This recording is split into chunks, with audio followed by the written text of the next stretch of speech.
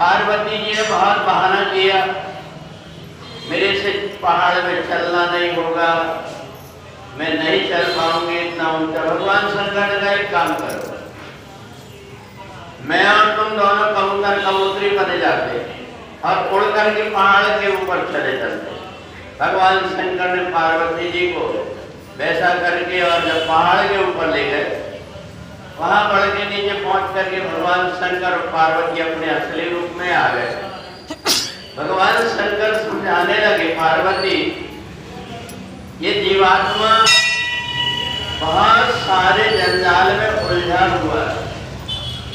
अगर परमात्मा की भक्ति करना है तो ना तो फूल की जरूरत पड़ती है, ना जल की आवश्यकता पड़ती, मन तेरा मंदिर आंखें दिया बाती।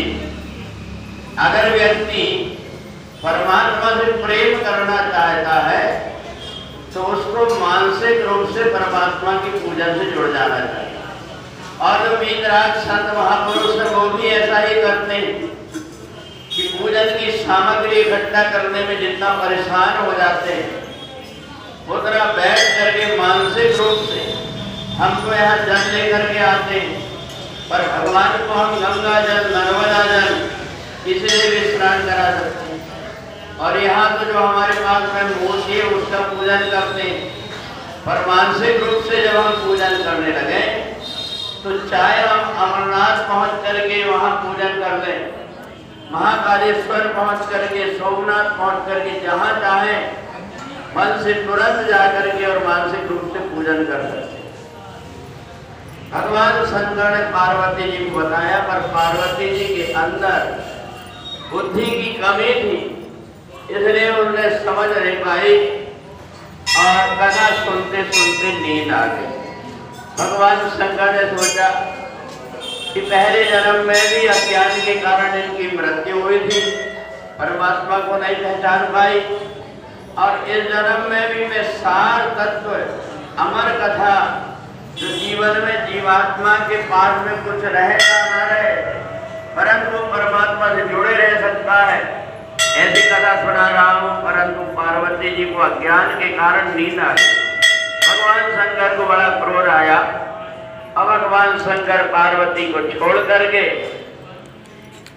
चले गए गुफा के अंदर। सोचा ये कहीं मेरे गले का सर्प बता देगा, इसलिए से इस रात को अलग कर दिया। पार्वती को अलग छोड़ करके गुफा में जाकर के और ध्यानस्थ होकर के भगवान बैठ गए।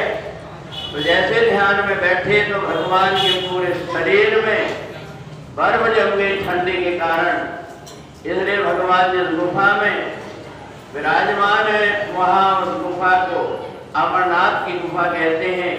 अब भगवान भोलेनाथ जो अमर कथा के गुरु हैं वो पार्वती जी को सुना रहे थे, इसलिए अमरनाथ के रूप में उनकी पूजन होती है।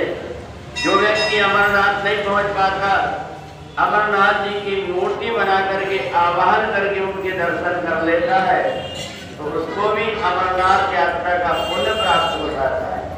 अमरनाथ यात्रा में जाएंगे, अच्छी यात्रा रही तो ठीक है, कोई परेशानी पड़ गई तो कई प्रकार की परेशानी होती, इसलिए हम स्वतः भगवान अमरनाथ को बुला करके और उनकी मानसिक रूप से अपन पूजन करें। इसलिए आज शाम को 6 बजे भगवान अमरनाथ का बर्फ का यहाँ पर पिंड बना करके अभिषेक होगा। आप सभी आकर के भगवान के अभिषेक में सम्मिलित होकर के दर्शन करके अपने जीवन को प्रकाश करें। बोले सच्चिदानंद भगवान।